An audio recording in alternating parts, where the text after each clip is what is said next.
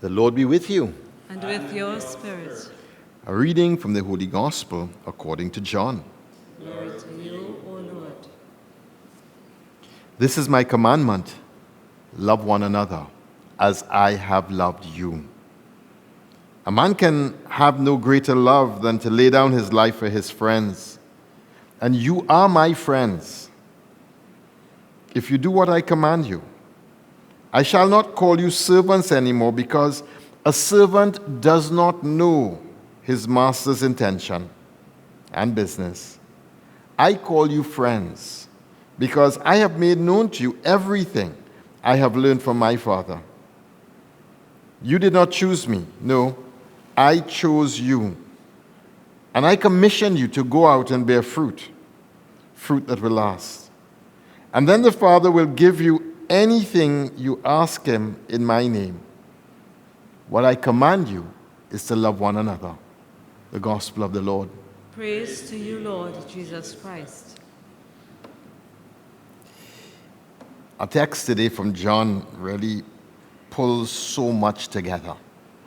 It's kind of a culmination. Remember, we're talking vine and branches? That's how John 15 begins. I am the vine, you are the branches. My Father is a vine dresser, and he will prune any fruit that is bearing, he pruning it. Any branch bearing, he's going to prune it. And any branch not bearing, he cutting it off. So that's where we are. And the imagery of vine and branches is now being pulled together in this text that we have here, and being explained in a deeper and more profound way. That we are integrally connected to Christ in a way that we cannot understand, because if we separate from him, we can have nothing. Nothing, nothing, nothing. You know, there are some Christians who believe that once you belong to Christ, you belong to him forever, and that's it, and you are having a life that is guaranteed of heaven. That's not what our text says. What our text says is, if you're not bearing fruit, you will be cut off. Which means that there are those who are grafted who will be cut off. Second thing the text is saying is that he's echoing now from John 13. There's one commandment I give you: love one another as I have loved you. And he's echoing this commandment again. This is my commandment: love one another. And now he's explaining what that commandment looks like. He's explaining what it means. He's explaining how we are supposed to live this commandment that he's given to us. But the first thing we will understand is that this commandment reduces 700 and something laws of Israel that they had to keep. He's giving one law. You can't keep one. The Jews got 10 in the desert. He giving you one. It's only one, you know. But telling you this is the hardest law to keep.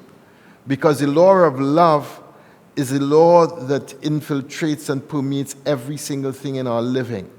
And to keep the law of love, we have to be transformed from inside out. And that transformation, that is a hard transformation. And that's the process of conversion that he calls us to every single day of our life. What's the quality of your love right now? What's the quality of your love in your family as we celebrate this week of family? How are you loving those who are part of your family? You know that the family has a real capacity to push your hot buttons at a moment's notice without even blinking an eye. They know exactly where to find them, and just go for them like a nuclear bomb any moment at any time. You know how families do that? Well, that's what the love is in response to. How do you love when your buttons get pushed? How do you love? How do you respond then? He's saying something here now.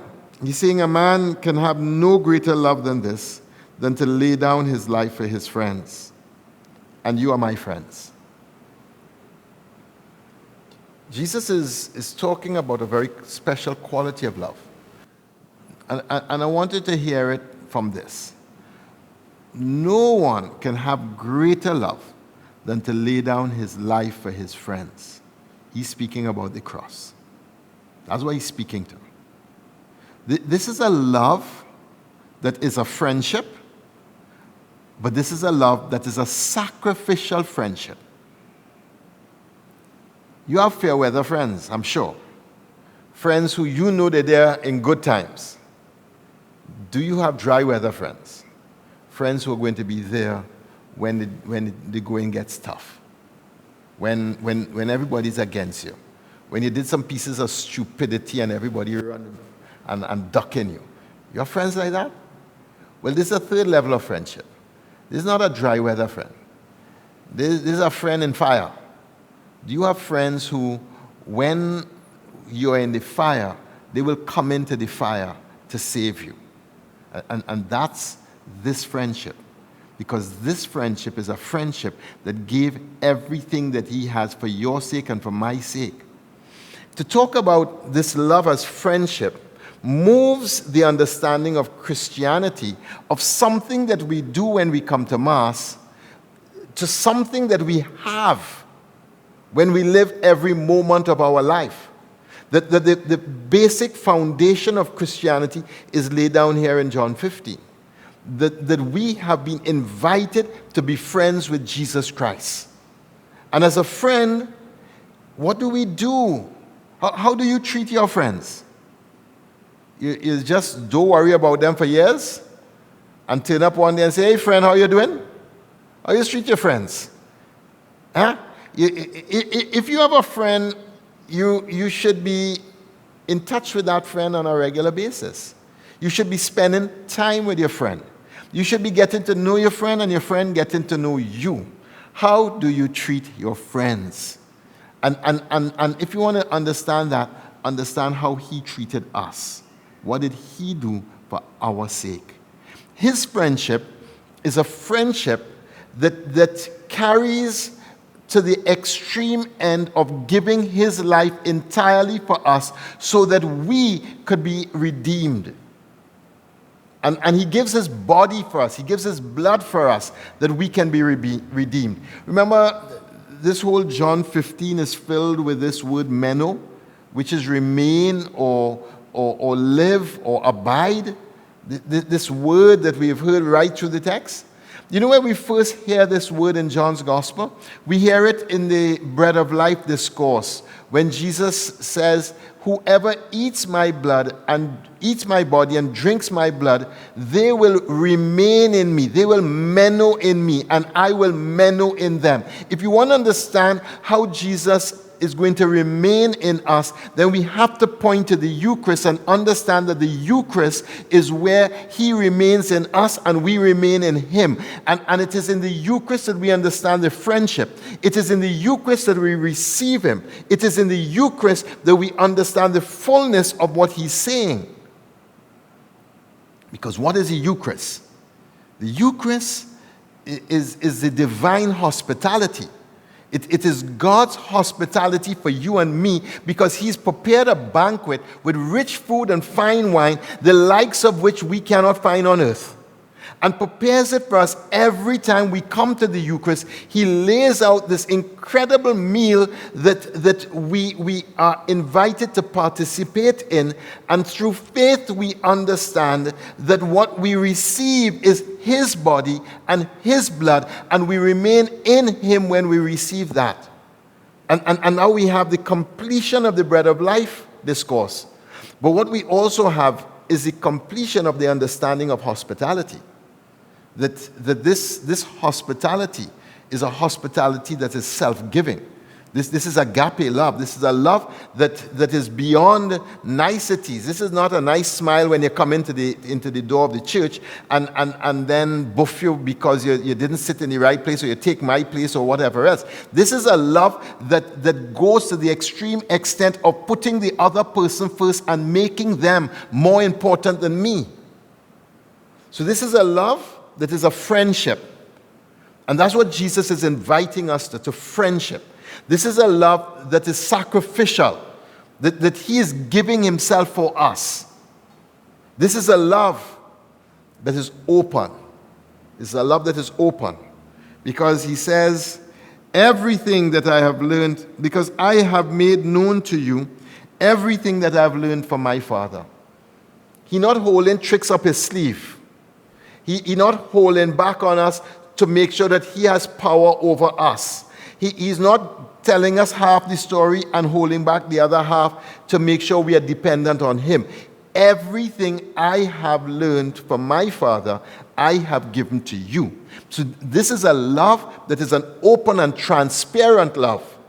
Because this love is not playing games or having tricks or trying in any way to have power over, because this love is a service to and a giving of self to the other. So now we have hospitality and Eucharist tied together in this text. And this is the divine hospitality, because this is how Jesus prepares for you and for me. This is how he serves us, and this is how he gives us hospitality and makes us his friend. And makes us his friend. And this is the way we are supposed to respond to him, as a friend to a friend. As a friend to one who has sacrificed everything for our sake, and as a friend who has been completely open. And then he says this love has a fourth quality, because this fourth quality is fruitfulness. And then he says about, and I commission you to go out and bear fruit that will last. That fruit is love. The fruit is love. So he starts by giving us his command, and he tells us how to do it. Stay in his will. And then he tells us, I commission you, go out and bear fruit that will last. To be fruitful, we have to remain in the vine. To be fruitful, we have to be connected with him. To be fruitful, we have to be in a friendship with Jesus Christ. To be fruitful, we have to lay down our life for our friends, and that's both him and others. And he calls us to others. He says, a man can have no greater love than to lay down his life for his friends. You are my friends if you do what I command you. I call you servants no more, because a servant does not know his master's business. He calls us friends. Friends. Friends. To understand the depth of this passage is to understand that what we are called to as a Christian is an interior life with Jesus Christ.